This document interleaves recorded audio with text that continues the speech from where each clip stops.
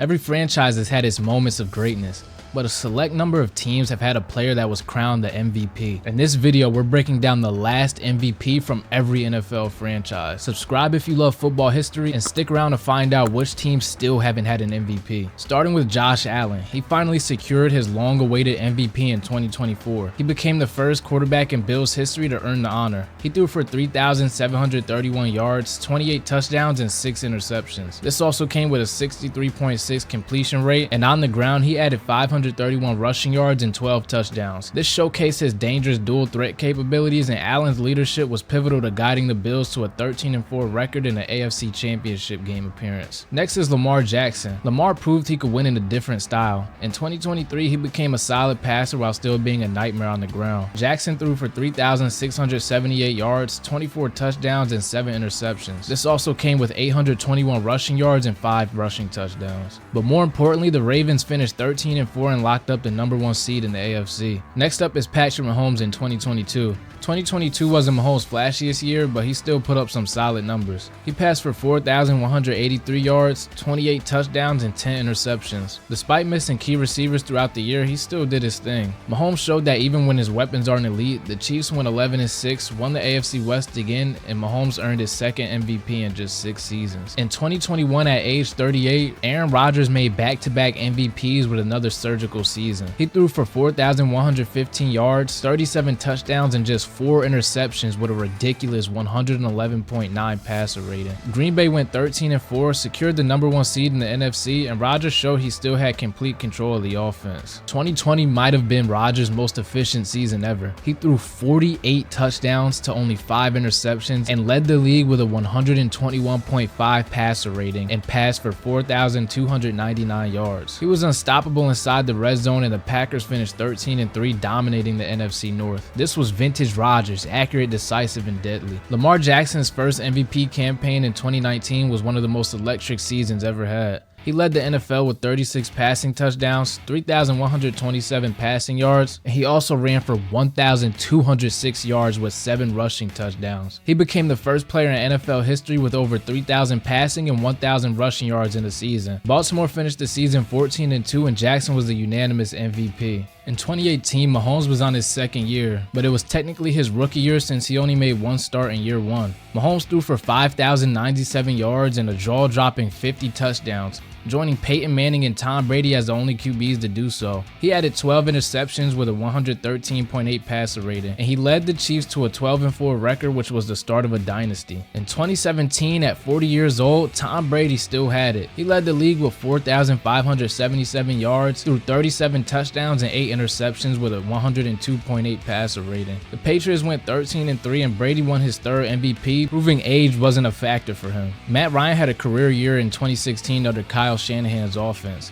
He threw for 4,944 yards, 38 touchdowns, and 7 interceptions. This mounted up to a 117.1 passer rating, the 5th highest ever at the time. The Falcons went 11-5, steamrolled through the NFC, and made it to the Super Bowl, but we all know how that Super Bowl ended. But Ryan's efficiency, deep ball accuracy, and the command of the offense made him an easy MVP pick, even if the seasons didn't end the way the Falcons fans hoped. Cam Newton took over the NFL in 2015. He threw for 3,837 yards, 35 touchdowns, and 10 interceptions, while also rushing for 636 yards and a league-best 10 rushing touchdowns among quarterbacks. He carried the Panthers to a 15-1 record, and Newton's size and speed made him unstoppable, and it wasn't even close in MVP voting. At the same time, he still should have jumped on that ball.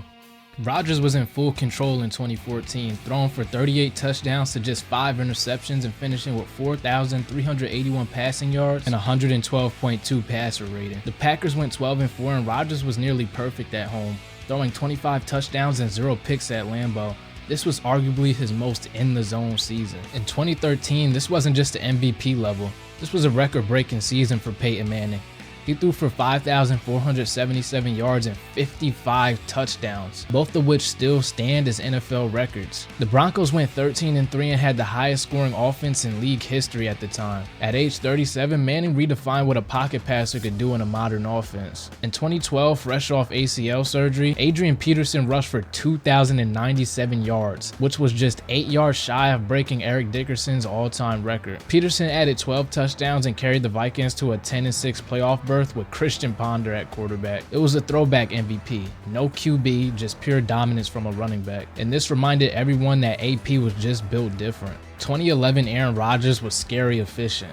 He threw 45 touchdowns, 6 interceptions, and passed for 4,643 yards with an absurd 122.5 passer rating. And this still stands as the highest single-season passer rating in NFL history. Green Bay went 15-1, and even though they fell short in the playoffs, Rodgers was clearly the best player in football all season. In 2010, Tom Brady threw 36 touchdowns and just 4 interceptions, becoming the first player in NFL history to go 300-plus passes without a pick. He finished the season with 3,900 yards and a 111 passer rating. This led the Patriots to a 14-2 record. And even without Randy Moss for most of the season, Brady ran a quick strike offense that kept defenses guessing all year long. In 2009, Peyton Manning threw for 4,500 yards, 33 touchdowns, and 16 picks. This led the Colts to a 14-2 record and another Super Bowl appearance. He also set a franchise record with a 14-0 start to the season. Manning's 2009 season also saw him lead the league with 7 fourth-quarter comebacks. This was his 4th MVP, and it came down to being able to completely control every aspect of the offense. In 2008, the Colts started the season 3-4, then won 9 straight games to finish 12-4, mostly because of Peyton Manning. He threw for 4,002 yards, 27 touchdowns, and 12 interceptions, despite dealing with injuries early in the year. It wasn't his flashiest season, but the voters rewarded his leadership and ability to elevate the roster. Tom Brady's 2007 season was legendary, except for the ending. He threw for 4,806 yards, an NFL record 50 touchdowns, and 8 interceptions. All of this led to the Patriots being 16-0. The offense paired with Randy Moss just looked unfair. It was the most dominant passing attack the league had ever seen at that point, and Brady was the center of it all. Brady could have ended this almost perfect season with a Super Bowl, but postseason legend Eli Manning stopped this from happening. LaDainian Tomlinson's 2006 season was a fantasy football dream. He rushed for 1,815 yards, caught 56 passes for 508 yards, and scored a ridiculous 31 total touchdowns. And this is still the most in a single season to this day. The Chargers went 14-2 and Tomlinson was the engine. No one can stop him inside the red zone, and he led the league in rushing and scoring. In 2005, Shaun Alexander ran through the league. He totaled 1,880 yards, averaged 5.1 yards per carry, and scored 28 rushing touchdowns, which broke the single-season record at the time. Behind one of the best offensive lines in football, the Seahawks finished 13-3 and reached the Super Bowl. Alexander's vision, burst, and power were just unmatched that year. In 2004, Peyton Manning rewrote the record books. He threw a then NFL record 49 touchdowns to just 10 interceptions, passed for 4,557 yards, and had a passer rating of 121.1. This was the second highest ever at that point. The Colts finished 12-4, and Manning made stars out of Marvin Harrison, Reggie Wayne, and Brandon Stokely, and defenses had no answer for this. Steve McNair shared the MVP with Peyton Manning in 2003, and it was the first time an MVP race was tied. Manning was named co-MVP, and McNair threw for 3,215 yards, 24 touchdowns, and only 7 interceptions, with a league-best 100.4 passer rating. He did all that despite battling injuries, even missing 2 games, and still carried the Titans to a 12-4 record. Manning threw for 4,267 yards, 29 touchdowns, and 10 picks, which led to a 12-4 record. In 2002, Rich Gannon at age 37 played the best football of his life. 5th round draft choice. The Patriots took him. They said, "You're a DB." He says, "I ain't a DB." Yeah, man. He doesn't even play. And where does he go when he's 32 years old?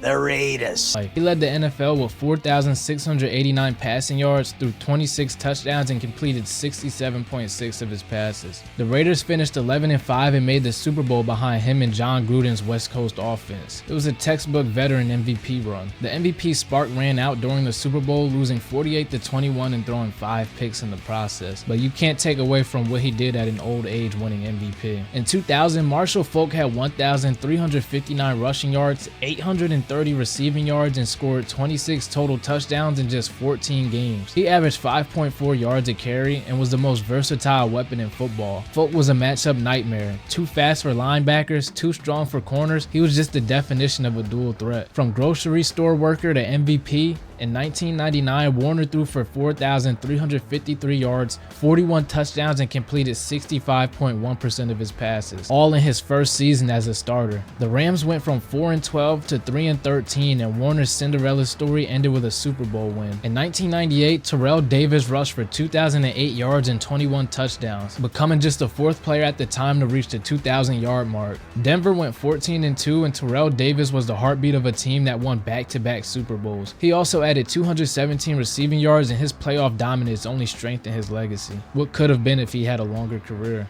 In 1997, after a slow start, Barry Sanders ripped off 14 straight games with over 100 rushing yards and finished with 2,053 yards and 11 touchdowns, averaging 6.1 yards per carry. He shared this award with Brett Favre and became the third player ever to break 2,000 rushing yards. In 1996, Brett Favre threw for 3,899 yards, 39 touchdowns, and 13 picks. This led Green Bay to a 13-3 record and a Super Bowl win. He was pretty much unstoppable this season, winning his second straight MVP and solidifying himself as the face of the league at the time. In 1995, Favre took another leap, throwing for 4,413 yards, 38 touchdowns, and 13 picks, almost identical to his other MVP season. He led the Packers to the NFC Championship and was the spark that brought the franchise back into national relevance.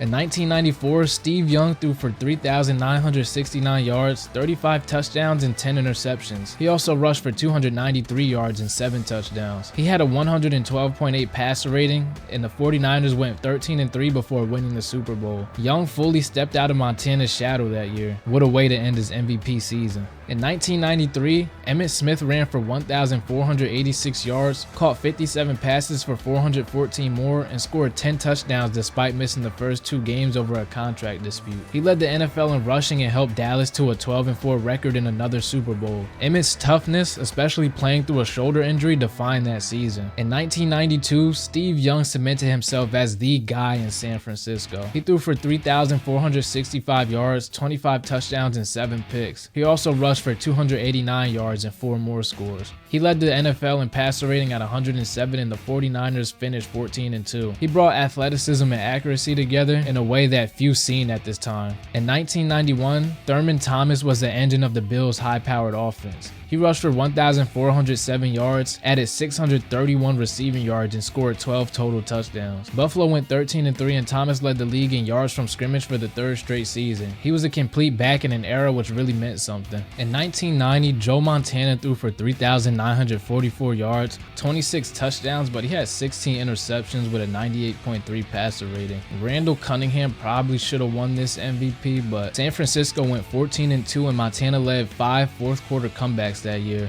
In 1989, Joe Montana threw for 3,521 yards, 26 touchdowns, and just 8 picks with a career-best 112.4 passer rating. The Niners went 14-2, dominated the playoffs, and crushed the Broncos 55-10 in the Super Bowl. It was peak Montana, efficient, deadly, and calm under pressure. This was much better than his 1990 MVP season. In 1988, Boomer Esiason led the Bengals to a 12-4 record, throwing for 3,572 yards, 28 touchdowns, and 14 picks. He ran the no-huddle offense to perfection, and Cincinnati made it to the Super Bowl that year. It was the high point of Esiason's career. In 1987, John Elway was the do-it-all man. He passed for 3,198 yards, 19 touchdowns, and 12 picks in just 12 games due to the strike-shortened season. He also added 304 rushing yards and 4 rushing touchdowns, dragging the Broncos to a 10-4-1 record in another Super Bowl appearance. In 1986, Lawrence Taylor had 20.5 sacks, 5 forced fumbles, and completely disrupted opposing gameplay. Hey, Sully, you better hope I never get back in there. I'm gonna kick your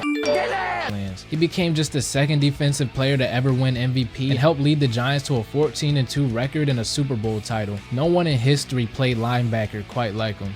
In 1985, Marcus Allen rushed for 1,759 yards and had 555 receiving yards and scored 14 total touchdowns. He touched the ball over 400 times and still averaged nearly 5 yards per carry. The Raiders went 12-4, and Allen was at the peak of his career. In 1984, Dan Marino shattered records in just his second season. He threw for 5,084 yards, 48 touchdowns, and 17 picks. This was unheard of at the time. He led the Dolphins to a 14-2 record, and his arm changed the way the quarterback position was played. In 1983, Joe Theismann threw for 3,714 yards, 29 touchdowns, and 11 interceptions as Washington went 14-2. He was accurate, clutch, and led one of the most efficient offenses in the league. In 1982, Mark Mosley won MVP, and this was a kicker. Mosley hit 20 of 21 field goals during the strike-shortened 9-game season, leading the league in scoring. It was a weird year, and voters rewarded consistency. He remained the only full-time kicker to ever win MVP.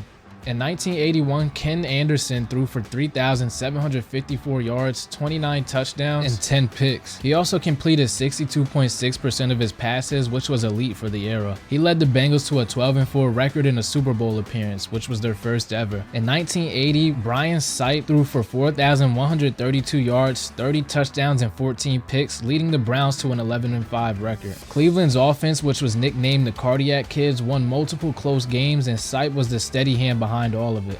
In 1979, Earl Campbell was a bruiser. He rushed for 1,697 yards and 19 touchdowns, carrying the Oilers' offense almost entirely on his own. Defense knew it was coming and still couldn't stop him. He was the most physically punishing back of his generation. In 1978, Terry Bradshaw threw for 2,915 yards, 28 touchdowns, and 20 interceptions. This may not look great now, but back then he was at the top of the league. The Steelers went 14-2, and Bradshaw got credit for taking on more of the offensive burden. And in 1977, Walter Payton ran for 1,852 yards, scored 16 rushing touchdowns, and caught 27 passes for another 269 yards. He carried the Bears to a 9-5 record and was simply unstoppable in the open field. And now that that's all out the way, there's still 7 teams that never had an NFL MVP.